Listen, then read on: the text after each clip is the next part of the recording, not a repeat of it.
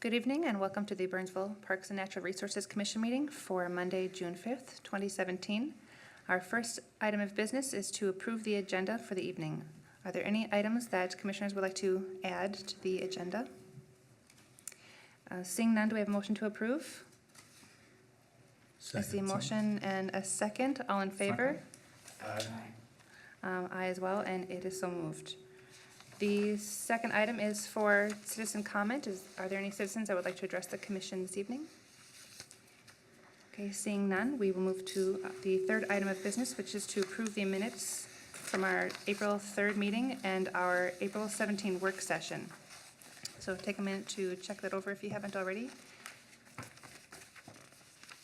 Are there any items that commissioners would like to add or change to the minutes?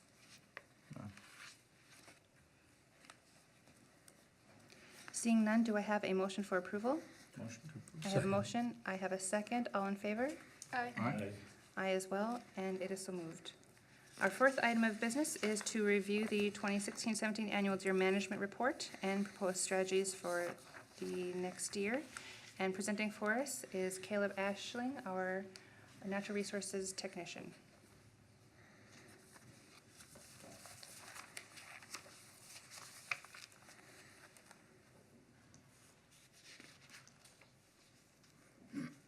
All right. Well, thank you for having me, Commissioners. My name is Caleb Ashley. I'm a Natural Resources Specialist for the City of Burnsville, and I'm here to give the annual deer management update. So if you're not familiar with the city's deer management program, it started back in 1999 when the city passed its Natural Resources Master Plan, and that Natural Resources Master Plan recommended that the city develop a deer management program. And from that recommendation, the city put together the Deer Management Plan, which was passed in 2001 by City Council. Our deer management program is intended to address a few different concerns related to deer management. One big one is deer-car collisions. So when we have high deer densities in the suburban environment, that can lead to a lot of car crashes.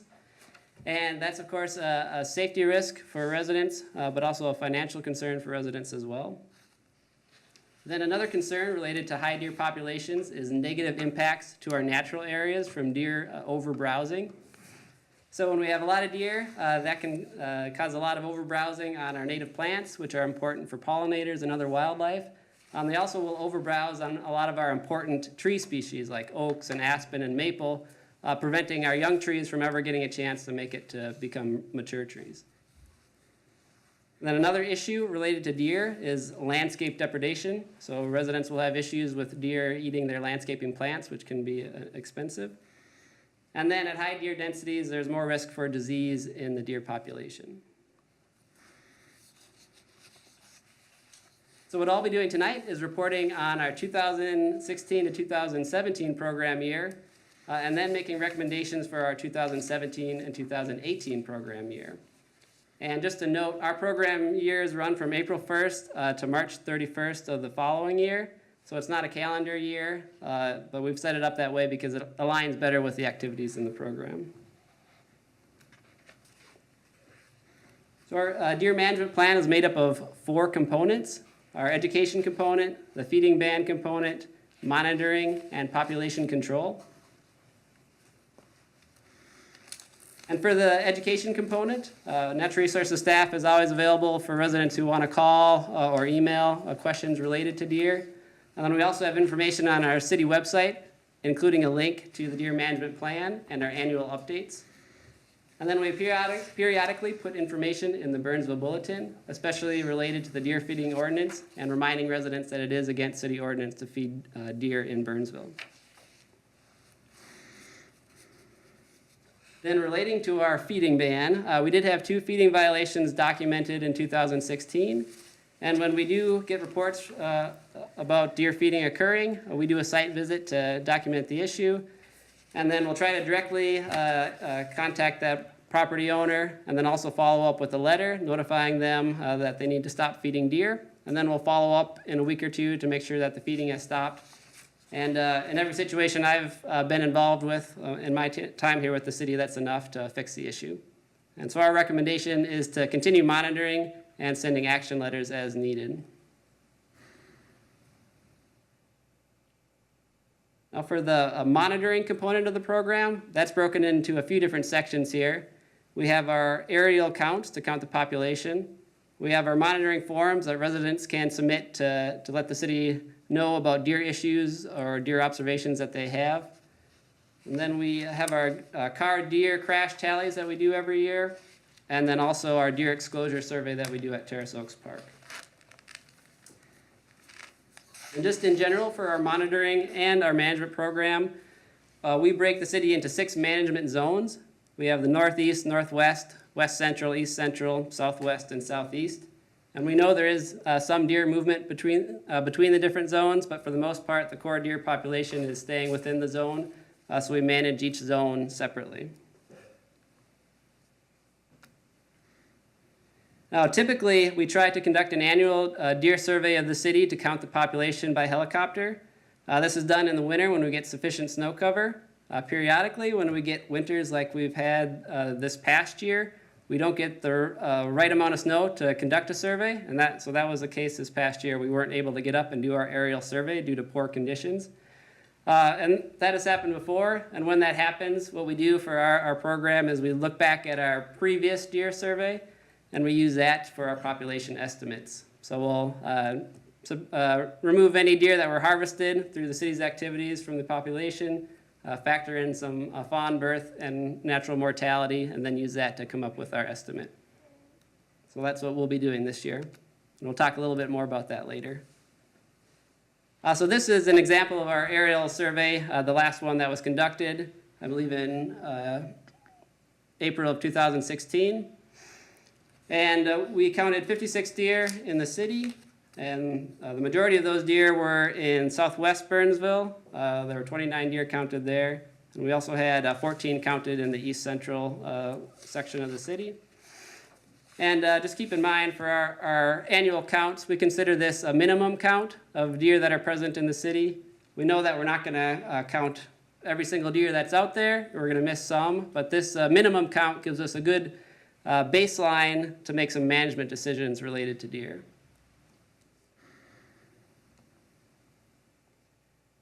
And for our citizen-submitted monitoring reports, we had one report submitted through the city website this year, and that was a depredation report in east central Burnsville, where someone was having some landscaping issues, landscaping depredation issues with deer. And we know that's not all the issues that people have, but that's just representative of the people that made it to the website to actually submit a report to us. And then for our deer car crash information that we compiled for this past year, the way that we compile this information is from a few different sources. So we look at city police records where Burnsville police responded or had a car deer crash reported to them, and we compile and map that information. Then the city also contracts with animal control pickup company to pick up deer carcasses along the roadway. And they tally the reports of their pickups, and they provide that information to us as well. Then typically we get some information from the state regarding car crashes on 35W or 35E. This year, they didn't have that information available to us because they're making some database changes. It will eventually be available, they just didn't have it at the time of this report. But typically that state information is a fairly small number of reports. Most of the car crashes occur off the major highway. So from the information that we had 35 total car crashes tallied in the city. That's a slight uptick from last year where we had 32 car crashes, deer car crashes, but it's right in the same vicinity. And that's down from the highs early on in the program back 2001 time period where there was more in the 60 to 70 car crash range. The largest number of car crashes occurred in southeast Burnsville where there was 12. And then we also had 9 reported crashes in southwest Burnsville. Now on to the deer exposure study part of our monitoring program. So since 2001, we've been conducting a deer exposure study at Terrace Oaks Park to monitor deer impacts on the vegetation out there. And through this study, we have 6 study plots. 3 of them are fenced. 3 of them are unfenced. So the deer are unable to get at the vegetation in the fence plots, but they are able to browse on the vegetation in the unfenced plots. So we can make comparisons between those 2 plots to see what impact deer may be having. And what we've found so far through this study, and what's been also demonstrated in larger studies by other research organizations, is that deer reduce the overall vegetative cover of native plants.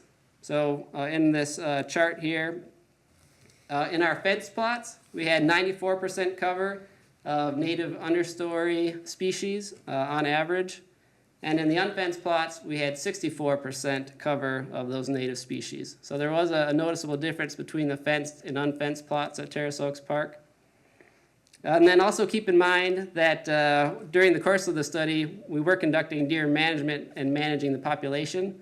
So if we weren't doing any management and that deer population was really high, we'd probably see an even bigger difference between the fenced and unfenced plots. And then we've also found that deer have preferred browse species that they'll target first and have a bigger impact on those, like gooseberry, aspen, and some other species that they really like.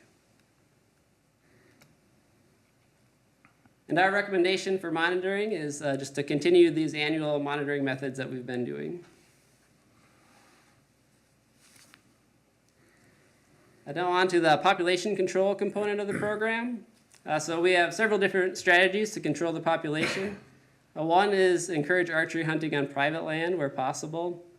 And then also conducting archery hunts on public land where it's feasible. And then conducting sharpshooting with the Burnsville Police Department if warranted. So for the archery program, we do encourage archery hunting on private property, and in 2003, the city ordinance was adjusted to make it easier for folks to do some archery hunting. Still, the majority of properties in Burnsville aren't able to archery hunt because they don't have a large enough property to do so, but there are some properties in southwest Burnsville where they have a large enough parcel to do some archery hunting on private property. And then we also have an archery hunt at Kelleher Park, which is our main public archery hunt at this time. So our archery hunt at Kelleher Park is operated in partnership with a nonprofit organization called the Metro Bow Hunters Resource Base. And this organization helps cities and other agencies conduct archery hunts, very organized archery hunts in suburban parks. So that's kind of their specialty. And through this hunt this past fall, there were 8 deer harvested. Then the Three Rivers Park District also operates an archery hunt at Murphy-Hannerhan Park Reserve, which is partially in Burnsville and just adjacent to Burnsville in the southwest part of the city. And through their archery hunt this past fall, there were 14 deer harvested. And for our population tracking, we consider one of those deer to be from Burnsville because about 10% of the park is in Burnsville. And then for our sharpshooting program, when needed, we utilize the Burnsville Police Department sharpshooters to do deer harvesting. And this past year, we had one site where we did sharpshooting, and that was at Terrace Oaks Park. So at Terrace Oaks Park, we harvested 7 deer, and those deer are processed and the meat is donated to the 360's Communities Food Shelf, and there was 340 pounds of venison donated this year through the program. And this is just a table showing our removal goals for this past program year alongside the actual harvest that occurred. And our goals are based on 15 to 25 deer per square mile of preferred habitat population. So if we have 1 square mile of deer habitat in a zone, we'd like to see between 15 to 25 deer in that area. So there were 2 zones where we conducted management, as I mentioned. The southwest zone, where we had a goal of harvesting up to 13 deer, and there were 9 deer harvested. That was through our archery programs. And then in the east central zone, we had a removal goal of up to 7 deer, and we harvested 7 deer there at Terrace Oaks Park. And for a total of 16 deer harvested this past program year. We did want to have a slide on public feedback as well. So we do periodically receive public feedback regarding the deer management program. And our process when we're doing management is to send out a notification letter to people who border the properties where management is occurring. And so we sent a notification letter out to Terrace Oaks Park. About 80 properties in total received that letter. And we had 3 people who responded in opposition to the deer management at Terrace Oaks Park. And we had 1 resident who responded in support of the program. And anytime we get feedback regarding the program, we want to take a look at what we're doing and the plan that we have. So we reviewed our objectives at the park there, which were to, we had an aerial count that showed that we could do some management at the park. And we also have a deer management plan that recommends we target a lower deer density in areas where native plant restoration is occurring. And the city did undertake a large restoration project in the northwest part of Terrace Oaks Park within the last 2 years. And the city has invested funds and also invested a lot of state grant funds in this project. And we want to make sure we are maintaining the deer at a little lower density while this project is underway, and to make sure we're allowing for the native plant communities and tree community to recover at the park. So reviewing our objectives, we felt it was warranted to do the management, so we went ahead with the project. Now moving on to this upcoming program year and our recommendations for population control. Again, we have 2 management zones where we have harvest recommended or possible. That's the southwest zone again and the east central zone. And in the southwest zone, we have a harvest goal of up to 16 deer. And in the east central zone, the harvest goal is between 0 and 5 deer. And this year, we're not recommending any sharpshooting this upcoming winter. And though we could do some management at Terrace Oaks Park, the harvest goal is fairly low this year. And we'd also prefer to have a more recent aerial survey before we conduct the management there again. So we've decided not to recommend any sharpshooting at Terrace Oaks Park this year. But we are recommending to continue with our archery hunt at Kelleher Park with a maximum removal goal of up to 16 deer. At Kelleher Park, it's directly adjacent to a very large natural area in Murphy-Hanrahan Park Reserve. We know from the Three Rivers Park District, who conducts aerial surveys at Murphy-Hanrahan, that there is a very large deer herd there. And because there's a very large deer population in that part of town, that the population has the ability to potentially grow very quickly. So it's important to make sure we're doing some annual control of the population down there. And for our archery hunt at Kelleher Park, we have 4 proposed hunt periods. All of these dates are Thursday through Saturday dates, and the park is closed during the duration of these hunt dates. So we have September 28th through the 30th, October 12th through the 14th, October 26th through the 28th, and November 9th through the 11th. And with that, that completes my presentation, so I'm happy to take any questions that commissioners have. Questions or comments from the commissioners on the deer management plan?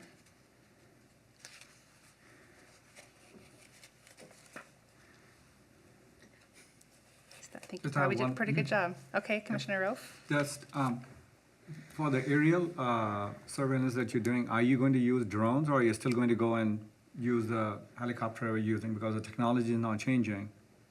And Yeah. from cost effective and everything else, are we considering doing something different, or are we still going to keep the same? Currently, we are planning on continuing with the helicopter surveys. I know that there are research projects that are starting to utilize drones for population or wildlife surveys, and that certainly could be something that the city considers at some point. At this time, I think that's a fairly new method, so I'd like to see some other organizations that have used it for a few years and get some feedback on how that works for them before we would attempt something like that. But it is certainly something that we could consider in the future, because it is a technology that's developing, and an opportunity that may present itself in the future.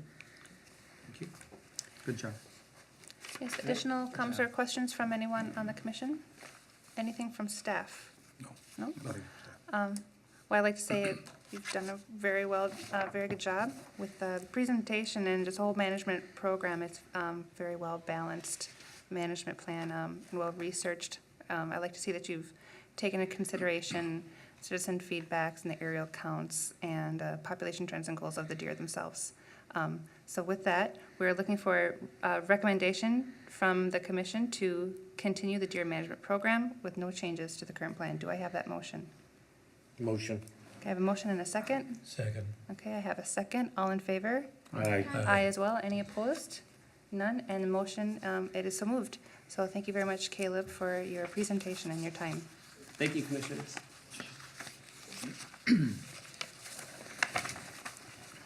That brings us to the fifth item on our agenda this evening.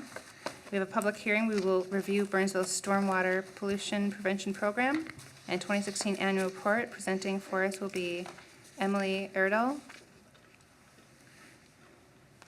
And following that, we will have an opportunity for citizen comment.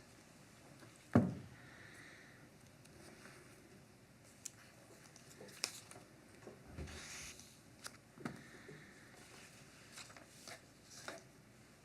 maybe while she's getting it ready, Emily is a stormwater management consultant with the SCH consulting firm, and she works extensively on stormwater management permitting and project delivery throughout many communities in Minnesota. Thank you very much. Hi everyone, my name is Emily and I work for SEH as a water resources engineer, and I'm here today to talk about the City of Burnsville's MS4 program and specifically their 2016 annual report. A quick review of what I'm going to talk about this evening. I'll quickly cover the NPDES program overview and background, Burnsville's MS4 permit, status of compliance, some calendar year 2016 highlights, and then we'll briefly look forward. There's quite a few acronyms associated with this program, so bear with me. They can be kind of confusing, but the NPDES program stands for National Pollutant Discharge Elimination System. It was established by the Clean Water Act. It's a federal program of the EPA. The EPA hands the administration down to the state level. Here in Minnesota, it's locally administered by the MPCA. The City of Burnsville is an MS4. They have general permit coverage. Their coverage began in 2003. They have updated their permit twice since, in 2006 and 2013, and they likely will update again in around 2019. There are 3 permits associated with the NPDES program. Those are the MS4, we're going to talk about that today, construction stormwater, which is closely related to the MS4, and the industrial stormwater. We're not going to touch on the industrial stormwater at all today. As an MS4 community, the City of Burnsville is required to prepare a stormwater pollution prevention plan, which is commonly referred to as a SWIP. Within the SWIP, they address 6 minimum control measures, and within those minimum control measures, they have best management practices. MS4 stands for Municipal Separate Storm Sewer System, and what that means is a storm sewer system and conveyances, like ditches or channels that are owned or operated by a public entity. The 6 minimum control measures include public education and outreach, public participation and involvement, illicit discharge detection and elimination, construction site stormwater runoff control, post-construction runoff control, pollution prevention, and good housekeeping for municipal operations. There are some other permit provisions as well, which include impaired waters review and a tracking process. We're not going to touch on those too much today, but they are out there. The MS4 permit runs on a 5-year permit cycle. Each 5th year, the city is required to apply for reauthorization. Years 1 through 4, they do a self-assessment and an annual report to the MPCA, and that is how the MPCA verifies compliance. The annual report covers activities from January 1 to December 31st, and that annual report needs to be submitted by June 30th of the following year. So we're approaching June 30th. We do have a draft report complete of the 2016 annual report, and that will be submitted shortly. Status of compliance, the city of Burnsville does their self-assessment and annual report prep kind of in conjunction with one another. The city was satisfied with where they were at for this annual report. They met or exceeded all MPCA requirements. In addition, the city was audited by the MPCA on February 17th of 2016. The MPCA determined that the city was in compliance with all program requirements. We're gonna go over some 2016 highlights by minimum control measure. Starting with public education and outreach. There were multiple stormwater related events and activities in 2016, including clean water workshops, citizen action monitoring programs, wetland health evaluation programs, in-house training sessions, and lake association meetings. There was a new water quality handout created by the city with improved graphics and updated information to be distributed to residents. There was also a new training video created by the city that will be used to train seasonal and full-time staff on their storm sewer system, illicit discharges, and how their job can impact local water quality. Minimum control measure 2 is public participation and involvement. This minimum control measure covers soliciting public input on the SWIP. All input provided to the city by the public is considered, and if it is deemed that an amendment needs to be made to the city's program following the input, the city will go through a formal amendment process.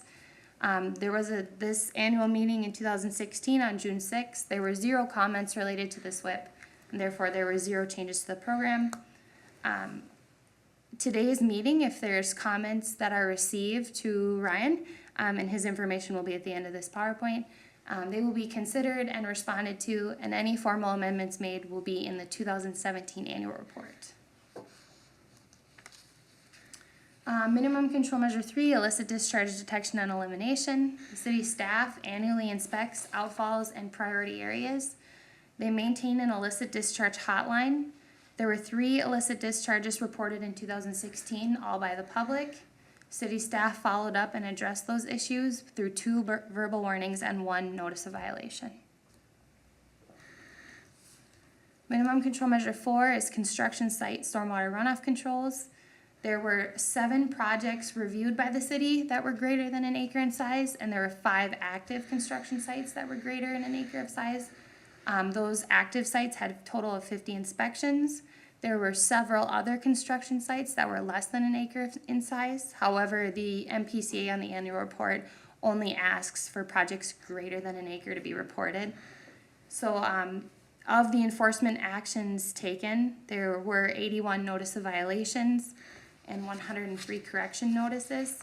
Seems like a lot, but considering the many projects less than an acre and the lesser severity of those enforcement actions, it's a good sign that the city is being very proactive rather than having to be reactive with worse violations like a stop work order or withholding of a certificate of occupancy. Minimum control measure 5 is post-construction stormwater management for new and redevelopment. The city continues to implement and enforce their program to address post-construction stormwater. They do this to protect sensitive areas. Post-construction includes things like treatment ponds, grass swales, or infiltration practices. The city does enter into long-term maintenance agreements to protect the city and the private owner. Minimum control measure 6, pollution prevention and good housekeeping for municipal operations. These are inspections that are completed to identify areas in need of maintenance or repair. Structural stormwater BMPs are stationary or permanent BMPs that are designed to treat or reduce discharge. Those are required by the permit to be 100% inspected annually. The city achieved that this year, or in 2016. Outfalls and ponds. Outfalls are anywhere where stormwater leaves the MS4 boundary or it discharges to a receiving water. Both outfalls and ponds, you're required to inspect 100% of them within the 5-year term of the permit. So the city inspected 16% of their outfalls in 2016 and 25% of their ponds. So they made good progress towards that 100% in 5 years. We're gonna switch gears here to talk about some 2016 project highlights. The first one is the Keller Lake Crystal Beach Phosphorus Reduction Project. This project will remove 77 pounds annually of phosphorus from Keller Lake, and subsequently about 20% of that will be moved to Crystal Lake. This project is very close to completion. The structure is in place. There's some final grading and turf establishment and some mechanical work left. The next project is the pond cleanout projects in 2016. Sunset Pond had a modified outlet to prevent plugging by floating cattail bogs and coontail vegetation. In 2017, the pond cleanout project plan is to evaluate other city ponds for inclusion into the program, with a goal to have ponds function as a sediment or pollutant removal device for downstream high-value water bodies. Lake Alamagnet grant in conjunction with the Vermilion Watershed Joint Powers Agreement. This project will reduce phosphorus by approximately 23 pounds annually. There's also improvements done to nearby ponds by adding sand iron filtration benches and alum treatments. The Water Resources Management Plan, the update was initiated in 2016. And it has very recently been submitted to the reviewing agencies, so that update should be complete shortly. Some next steps for the MS4 program. If anyone here today has comments on the MS4 program, all input will be considered for possible program modifications. All changes will be reviewed by staff, and if implemented, those amendments will be reported in the 2017 annual report. If you have any comments or questions, I'll direct you to Ryan. This information is on the screen. All right, thank you for your presentation. And do we have any questions or comments from the commissioners that we can direct to Ryan Peterson? I can help too while I'm here, I guess.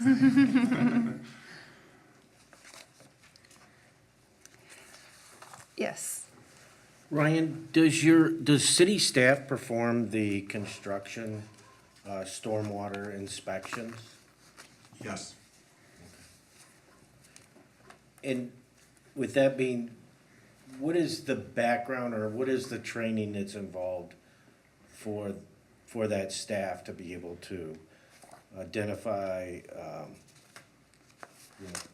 remove all of the best management practices and other? Commissioner Ulrey and members of the commission, are you referencing like what we do to inspect ponds and that sort of thing? I was thinking more on the construction SWIPs. There we have people who have, there's the University of Minnesota and other agencies have training that we take, and we have people who are certified for inspection and management of those programs. We also hire a summer intern who was trying to get into that field, and then they go out and do a lot of the detailed inspections during the summertime when it's most busy. And then our person who has the full training rides around with them for the first week or so to ensure that they know what they're looking for. And we have a tracking system that each inspection, the applicant or whoever's in charge of the site knows what their findings were, especially if there was something that they needed to improve upon. Thank you. No problem.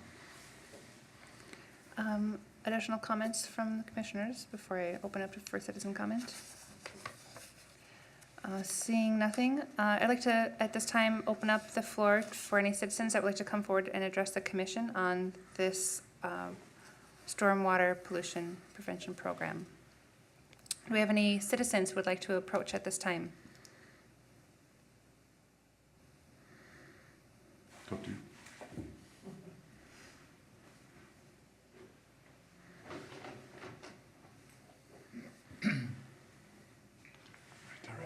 Hope you won't be bored. And please, welcome, and please state your name and your address for the record. I've got a few things to show you which will help, but we need the Burnsville, all of the other cities, we need the state and the county and a whole bit to join in. Now I want to show you something. Ames Construction, I know the group pretty well, and the three, Dick and the two fathers are pretty well retired. And anyway, this is one project that they did in sulfide energy ponds in New Mexico. And what that consists of is exactly what I've been trying to mention to them, that all of these lakes, ponds, and rivers and stuff have to be picked up just like we do on the West Coast. I lived there for 20 years. And they have a vacuum system, and they take flat boats out, and they have scuba divers, and they actually go and literally pick up the oil, or they pick up the algae that is on all of the lakes and all of the shores, and then cut down all of the growth that's in there. I know a lot of people see all these cattails and different things, but I mean, there's plenty of room to go around. But we gotta keep the rivers that flow and the lakes and stuff, because they irritate a lot of that stuff. And then we try to get people coming in that don't even know what chemicals are. And I think like last winter before they started, I said, you know, all of this damn salt has got to stop. And manganese sulfate is the only product that we should use out of the salt products. And there is a lot of them.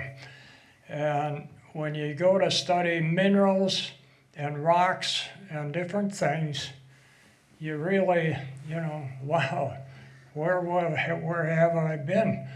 Because a lot of this stuff comes from when the earth was formed, and when we had the volcanoes, and when we had the ice age and the extreme floods. And all of these make a difference because they shift the rocks and the material that's lower than what we can see. And you'll find out that a lot of the salt is mined below ground. And Cargill has a heck of a big one out in New York, which is just the wrong salt for streets, because it destroys wood, it destroys concrete, it destroys blacktop. And what I would like to do is just I don't know if you can see this. All it is a big flat part of land. So what you would do is you would go around and pick up from all the lakes and areas and standing water, and we have quite a few of them in Egan and Burnsville, Prior Lake, you name it, and pick up this stuff and then bring it to fields like this and then encourage the algae. Now, I don't know, you probably think I don't know anything about what they do with it afterward, and I do know. I used to have an alcohol still on my farm down in Welch, Minnesota. And I used to have to turn in papers to the government, and they were going to pay me. Well, that lasted for like 1 month, and I still continued it. But I have a sheet here, if any of you want to look later on, or a picture of me and the article, and I show the exact temperatures and how much alcohol you get out of it and what the strength is and the whole bit. And I use it now like the alcohols that I can get for like white flies on other things. You can buy thousands of bottles of white fly on your plants. And believe me, it doesn't work. You're throwing your money away and you're putting more pollution around with that type of material. I found out about the alcohol or ethanol. One of my things I had chickens, pigs, cattle, horses, a lot of horses. And anyway, the chicken coop, I came along one day and I walked in and I just was covered with mites and lice. And it comes from the birds, of course. And where they get it, I have no idea. But anyway, keeping the lakes and stuff to a common will also help with the birds flying around and don't pick up all this stuff that's in the ponds. But anyway, I grabbed some ethanol, 180 proof, went in there and sprayed, and even sprayed my head, and all of the stuff disappeared with no problem at all. But I mean, it has to be done in the right way, and you know, you be careful with it because you can overdo everything, just like drinking the alcohol. But if you take a little bit, birds and the animals, I mean, they do just like with us. If we get some alcohol in our eyes or something, or spill a drink or whatever, I mean, it goes away and you don't have a scar. So regarding the stormwater pollution prevention program, what you're hoping for is that the firm will, or perhaps even has considered a system like this. Is that what we're looking at? That you wanted to bring this system to our attention for the stormwater program? The what? The last part? Yeah, the picture that you're showing here on the screen, if I understand you correctly, you just wanted to see if the firm has or could consider this system as part of a program to improve stormwater quality. Well, I wouldn't recommend, spraying them just but I mean, if you get a real collection of it, I think that will help. And if you use some other stuff that normally works, well, don't give it up. But I mean, I'm just giving you a suggestion that, give a little bit and then try and see what goes on. And the same with the flowers and stuff. I mean, a lot of flowers, maybe you'll, curl up. The other ones will, slow down, like moving a plant or a tree or anything else. I mean, you can shock it enough to do it. And it's a different shock than what you do with your swimming pool. Now that's a different type of salt that's put in a swimming pool, because you can get into that and about a half hour later you're swimming and you don't notice that there's a difference. Sure, thank you, and thank you for the suggestions. Emily or Ryan, do you have any thoughts to add? I can respond to them. Sure. The first one with using algae for energy, I think the idea has merit, but I believe it would have to start from the industry who's trying to create energy out of it. So perhaps if they came to us and said, we want this, we could potentially try to work with them, but I don't see a place for the city to try and start off doing that. I think the industry would have to want it before we would try to have something marketable there. And as far as salting, we agree. The gentleman is correct. We do need to put less salt on our roads and try to find better chemicals. We've worked with the Department of Transportation, trying to find new types of things that we can put down there. Manganese is one that has been thrown out to try to find, or not thrown out, has been tested, and they're still trying to do more of that. How do we make something that's cost competitive and that's less dangerous and impactful to the environment is something that's key on the MPCA's feelings, the Minnesota Department of Transportation, everyone who's plowing, also private. I mean, there's just, if you go out to private parking lots, they put so much salt down, it's more than what's necessary, so a lot of education needs to go on there. So I think the responses are good, or the comments are, and I guess that'd be my response to those. Thank you very much, Ryan. One thing that I would like to see Burnsville try this coming winter, and that is that if we can get Flint Ridge, sell them ethanol as it comes in, and keep it to about a rate of 180 proof. And you can use that with the salt that I advised, and some other powder stuff that they know about, and put that in the spray tanks that the trucks already have, and thin it out. I'm not sure about the ratio, but you see, the alcohol, once that starts to dry, there is no damage to nothing, which people don't understand. And when it's burnt, there is nothing except water coming out. And I think that if they did spray this, it would be a faster action with the ice.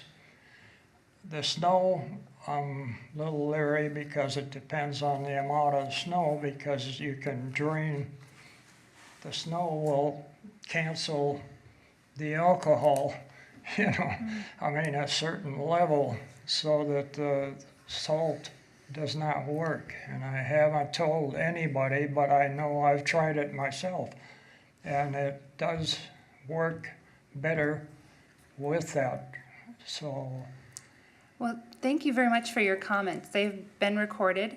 Does anybody else have any thoughts to add? If not, I would like to thank you once again for approaching the commission this evening.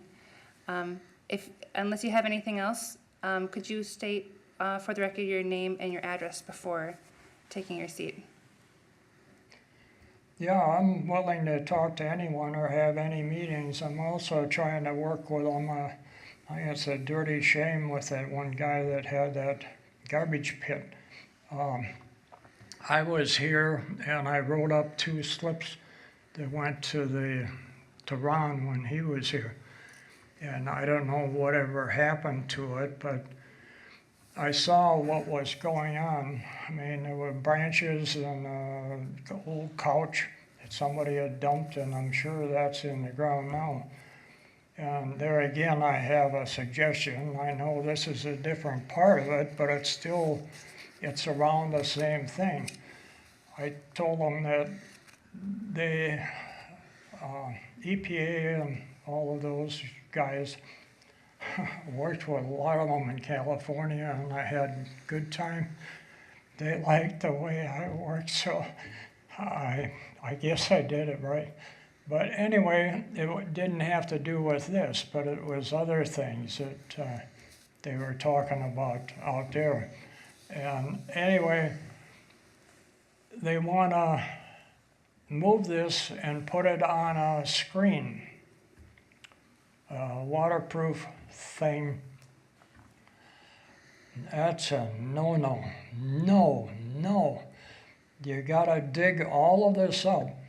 you know, if I were younger, I would have a 955 crawler loader, which is a cat deal, and have it with a pony motor, which is a gas engine that you can start it in different temperatures and then turn over the diesel and start.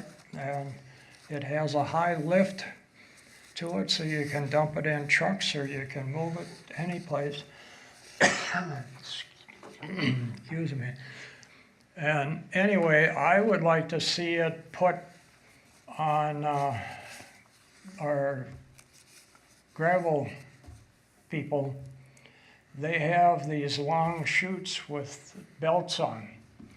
Okay, what I would do is ask them if we can borrow them, you know, borrow them when a season that comes that they're not spreading stuff, you know, they'll have no use for it. Sure, and we So- can talk about those issues and any other concerns that you have at future opportunities. I think we need to refocus once again on the stormwater project for the evening. But I do greatly appreciate your commitment and your being civically engaged with the environment in your community. So thank you very Yeah. much for your time. Well, and I haven't talked to the Ames brothers, but I thought, you know, I'm not out there running around, and I don't drive anymore after I had a truck shear my front of my car off. Sir, would you like to talk with some staff members after the meeting, perhaps? Okay. I- Yeah, well, I'll give him my phone number, and then you guys can call me. I have a cell phone, I don't have an iPod, even though I started the computer system in the University of Minnesota in 1959. Yeah, I'm sure I we can just- get I- connected after the meeting. We'll have some information exchange. But thank you very much for presenting to us this evening. If you'd like to take a seat, we're going to move ahead with this item on the agenda this evening for the stormwater pollution program. Thank you very much for speaking with us. Okay, well, thank you for listening. With that, if there are any other thoughts, questions, or comments from the commissioners or staff for Emily or Ryan? Nothing from staff. Okay, so what we're looking for this evening is to make a recommendation, basically to move forward with the project continuation as it has been planned. Do I understand that correctly, is what we want? Just that the public meeting has occurred and that all opportunity to comment was taken and that we should submit our permit. Okay, do we have a motion to do that? Motion. We have a motion, do we have a second? Second. We have a second, all in favor? Aye. Aye as well, any opposed? Seeing none, it is so moved. Thank you very much, Emily Erdahl, for your time and your presentation, and thank you, Ryan Peterson, as well. Thank you. That brings us to the sixth item for this evening, which is to review options and make a recommendation to the city council for a safety barrier in Nicollet Commons Park. And presenting for us this evening is Julie Dorshak, Recreation and Community Services Manager for the city of Burnsville.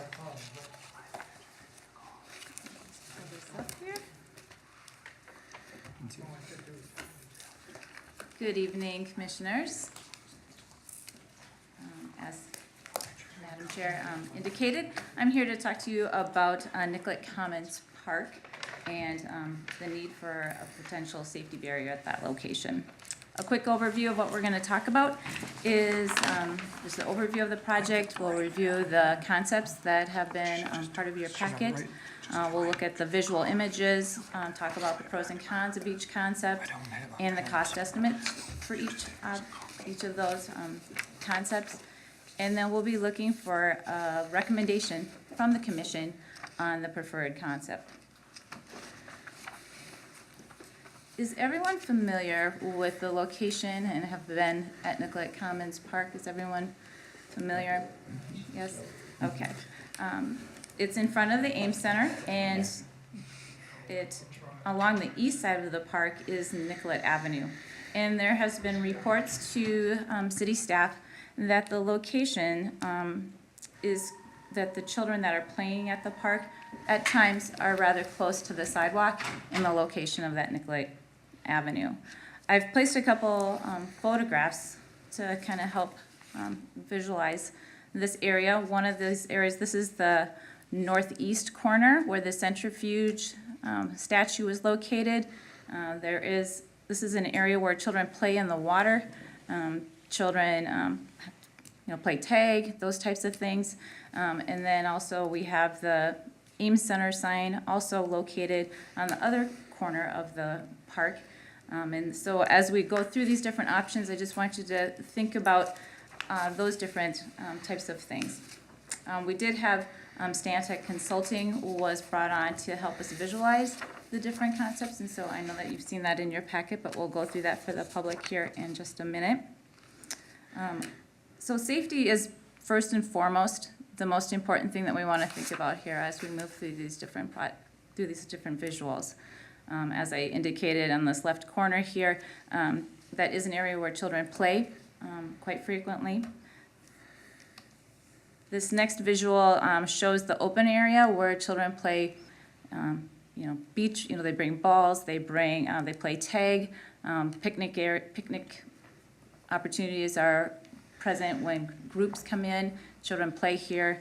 Again, safety is always a concern. We want to make sure that this is a safe area for our public. Another thing to think about is the visibility of not only the park as a whole. We want it to be open and inviting, and as everyone knows, it's a very beautiful location. So we want to make sure that we take that into account and we think about that as we make our decision. The marquee is 7 feet tall, and the fencing that we're proposing is 42 inches. So again, think about that visibility and whether or not that would impact the ability for people to see the sign as they're driving by. So we'll go through each of our concepts. I'll go through them all, and then we can go back and talk about them. I'll look for your comments after I've gotten through the different concepts. So the first concept is a fence all along that whole length of the park. The estimated cost is $21,910. The pros of this option is that it's the safest. It creates a continuous barrier across the front of the park. It will obviously keep the children safe that are playing in that area. It's low to no maintenance for this particular option. A couple things to think about from the staff's perspective is that it limits access to the park. So if you're walking down that sidewalk, now you have to go all the way down to the edge on either side in order to get into the park. It also impacts the visibility of the marquee sign. It also impacts the visibility of the park as a whole. Maybe perhaps doesn't look as inviting. Another thing to think about is we do have the holiday lighting program that's located at this park during our winter months, and I believe it's from around Thanksgiving time until February. There is a large number of trees that have holiday lighting, plus they place a evergreen tree in the center location, and so this would impact the visibility of that, perhaps to a degree. Concept B is very similar to the first concept. Although it does have an access point midway, this allows people to freely move in and out of the park a little bit more easily. It also has low to no maintenance because of the fence. And it also provides a very safe environment for children. Some of the things to think about is that the fencing, again, has an impact on the visibility of the holiday lighting and the Ames Center marquee sign. The access area will need to be landscaped in the event that this option would be one that we would choose. Just because of traffic patterns, we would eventually need to probably do some landscaping in that area. And that is definitely something that the city staff can do. And it is the second highest cost, is another thing to think about. The third option is to have fencing on each corner with a landscaped area in the middle. For this particular option, the pros of this option is that visibility is not impacted for our holiday lighting and the Ames Center marquee signage. It is the lowest cost, and it's aesthetically pleasing in staff's opinion. The cons to this would be that the landscaped area perhaps maybe is not as effective as a safety barrier for children that could be playing in the area. It also increases the maintenance needs for the park. The plan is to have low maintenance plants, but it could potentially, or it will increase the needs for our park maintenance department. The budget for this particular project is $26,000, of which a portion of that has been spent for Stantec, who is our consultant that helped us to create these visualizations. Excuse me, I can't talk there. And what we have remaining in our budget is $22,700. So all of these options are within our budget. Concept A, the fence only, is about $22,000. Concept B, with the fence and the pass-through, is about $21,000. And the final concept is the fence and landscaping for about $17,000. So with that, I'd like to hear your feedback on the various options that I've presented to you tonight. Does the commissioners have a recommendation or questions for me? Yes, Commissioner Donaldson? My grandkids play there quite often, and I see the kids up at the top part of the park, the water feature, and I agree there's considerable concern for kids right there. Mm-hmm. But having said that, I kind of like Plan C. I like the aesthetics of it. I think it is protective enough of the kids where I've watched them play, that would take care of most of the safety issues. I mean, you're never gonna get every kid to not go out on the sidewalk, but that would discourage them certainly right around that water feature from going out on the sidewalk. So that would be my vote. Additional comments, questions from commissioners?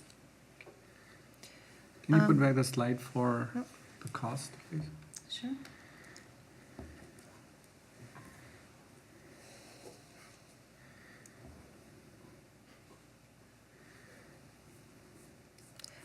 I'm wondering, it looks like on this overview that concerns were raised by parks maintenance staff. At any time, were there concerns raised by parents or guardians of the children themselves?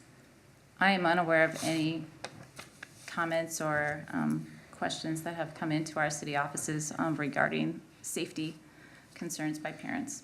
JJ? I would agree with Ms. Dorshak.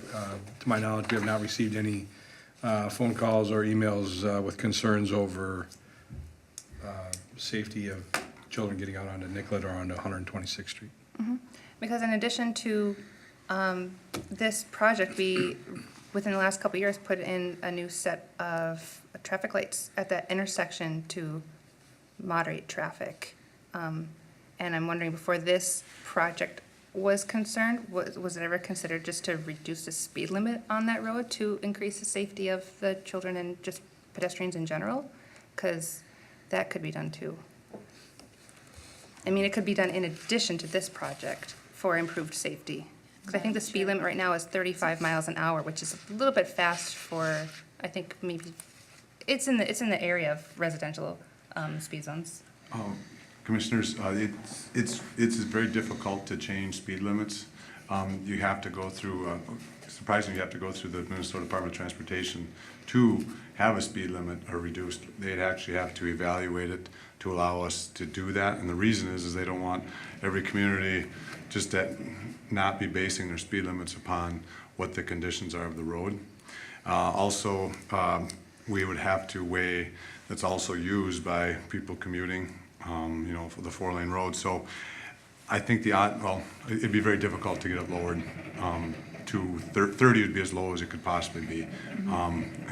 But I think it would be a real challenge to do so, just procedurally. Okay. The council can't just go, we're gonna make this road 30 miles an hour. Okay, thank you Just for that for information. information. Sure, thank you. Do you have something? Ruth? No. Yes, Commissioner Well, Ulrich? you know, I've been looking at these concepts, and definitely concept C is the, you know, appealing to, from a viewing standpoint, especially with the AIM sign and such. I just wonder if you're taking away, you know, if you're going through this project for safety reasons, I don't know if landscaping is gonna serve that same kind of, safety barrier. You know, you're talking about grassy area with balls, and if a ball's bouncing, the kid's not gonna slow down through landscaping. He's gonna keep running, and so I just wanted to. I like it, although, and I think the fence itself looks very pleasing. I really, the black, I think they did a nice job or nice design on that. And to that point, with B and the openings, I don't know how many people, if you're walking along that area, it's just as easy to enter from the either end. You're not really, well, I guess there is the crosswalk, but that's further down. There really isn't access to come across the street there and enter through gates anyways, so. I know I'm throwing out a lot, I just kind of looking at this and thinking it through. Yep. Okay, Commissioner Nuckman? I like the concept C. It's open, it flows. I hate fences that you don't really need, because if, otherwise, kids can run out on the street anytime, any day, From any anywhere. place. And it looks like almost a prison when you look at that. The Ames Center is beautiful when you look at it, and it has trees and some living stuff there. So I would, I like C. Yeah, my biggest concern is that this action is preemptive and overreaching for, especially given the lack of concern from the parents and the people, the guardians watching the children. I feel like the ones that are all or mostly fenced are very exclusive. Like, you can't, you're walking on the sidewalk and you can't go to the park anymore.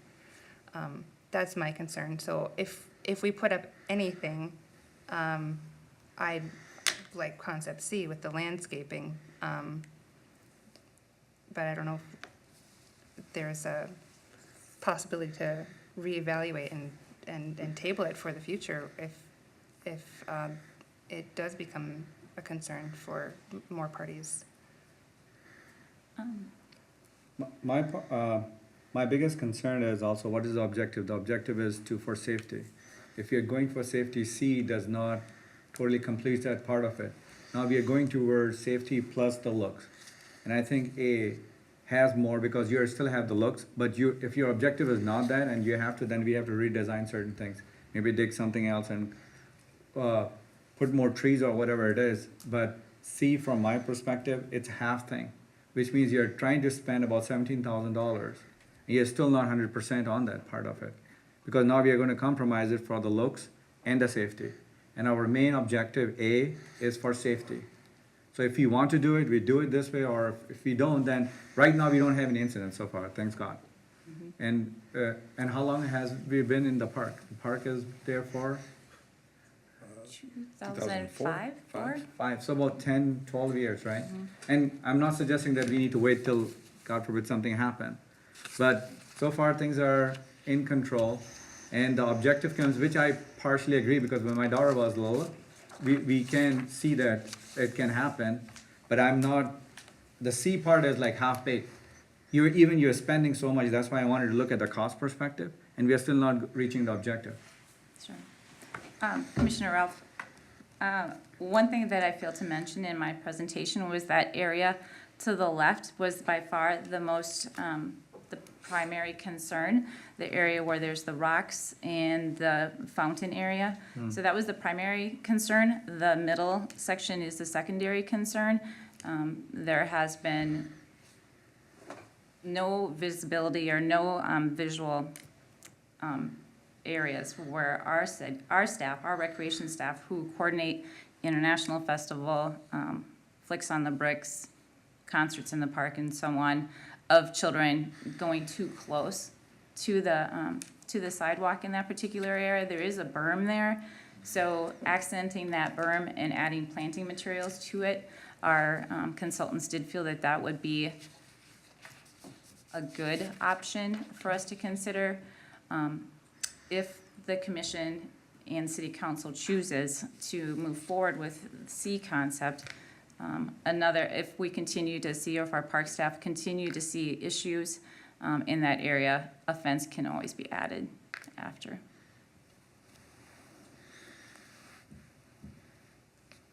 Do you have something? Yeah. Okay, please go ahead. I agree. I like option C. I think that it's more inviting than option A. And I think that that corner is really like the spot that a lot of kids run right out to the corner, whereas in the middle, I've never really seen that as an issue when I've been there. And I also think that it is cheaper, but it's better to be proactive than reactive. And so I think that it's important that this is done and that it's not tabled.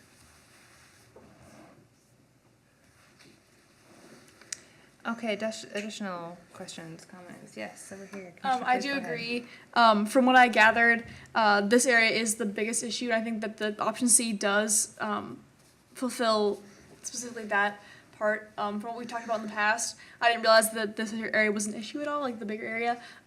So, like Olivia said, in terms of being cost effective, I think it's better to just focus on the one area, the safety involving that, than the entire area potentially block the view and become less inviting. Thank you for your comments, both of you. Yes, Commissioner Nachman? I'd like to make a motion that we support concept C. Just otherwise, Thank you for that. everybody Yes, get us has on good track reasons here. for what they've just presented. Okay, we have a motion. Second. We have a second. All in favor? Aye. I'm going to say aye as well. All opposed? Nay. Nay. We have 2 nays? Okay, I think the motion carries. Thank you. We'll take your comments back to city council. Yes, thank you for your time and your presentation. Commissioners, I will note with your response that safety is your concern. Is that fair to say Because that? the objective is safety, and we are going in and trying to, and I know you guys have done a great job, so I don't want to question that thing, and the design and everything, whoever has done that. But whenever I do a project, I look for what is the primary objective. Are we meeting that objective?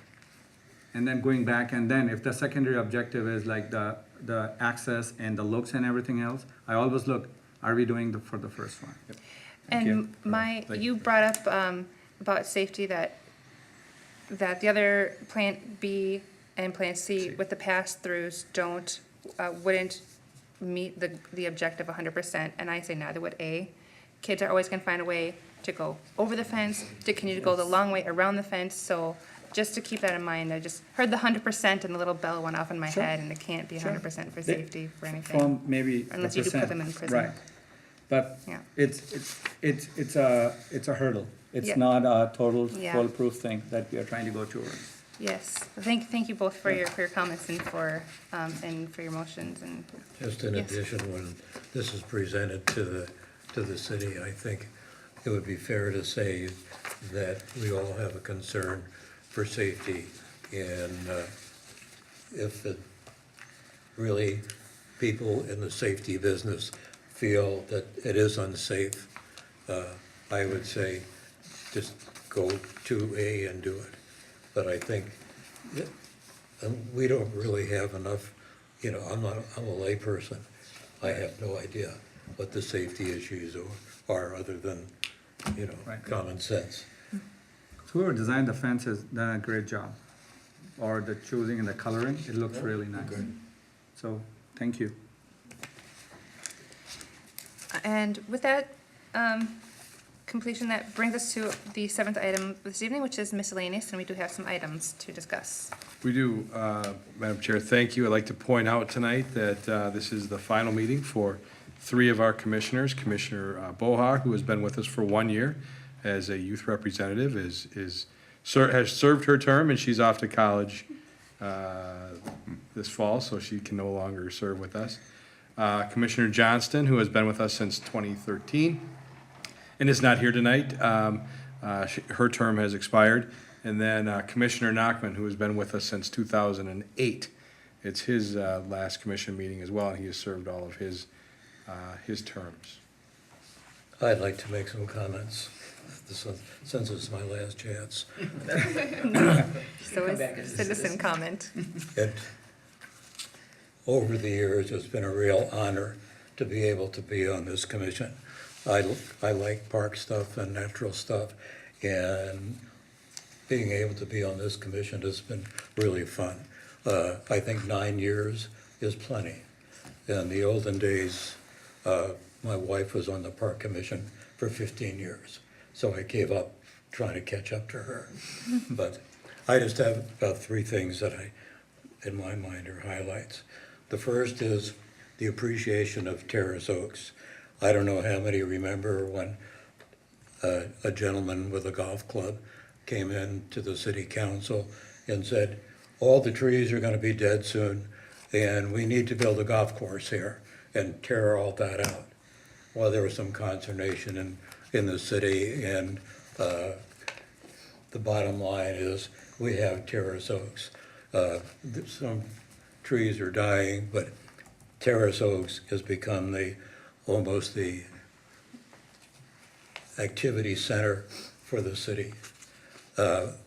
We have winter sports there, we have summer sports there, and every time you look at it, they're trying to clear it up and make the savanna and make it even more beautiful than it is now, and preserving all the wildflowers, and take care of the wildlife. We can't forget the deer, but the other piece of wildlife is the crazy turkeys that are out there.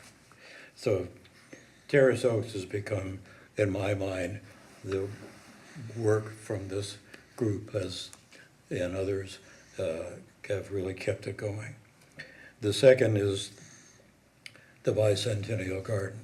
That was concept back in 1976, and it was the newspaper said when we showed them what it was going to be like, why would you want to have a pile of rocks with water on top?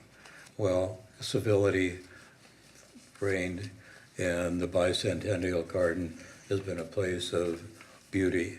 This was 76, and it's about 40 years later, and the fountain and the concrete really needed an upgrade. And the city staff did a real good job inviting some of us who worked on that to come there. And the Bicentennial Garden is prettier than ever. The garden has been helped by lots of people over the years. And so in my mind, it's been well taken care of, and it's hopefully will always be beautiful.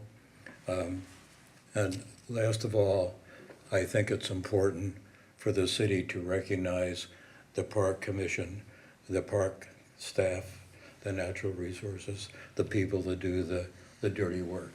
They're out there wet days, rainy days, all other kinds of stuff.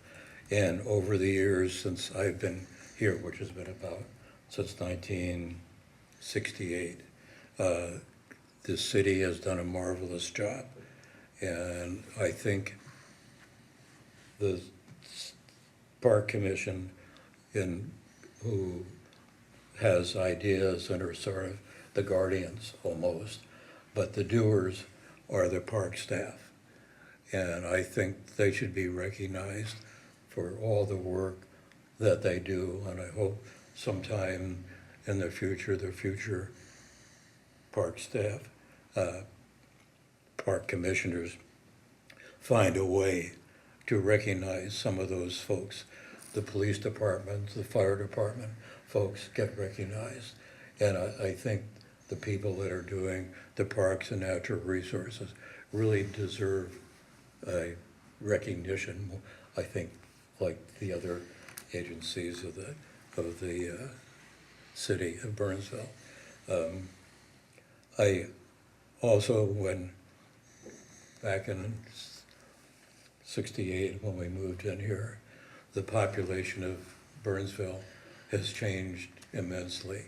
We now have a wonderful diversity in this city, so Burnsville looks more like a city of the world instead of this Irish center where no one else was there.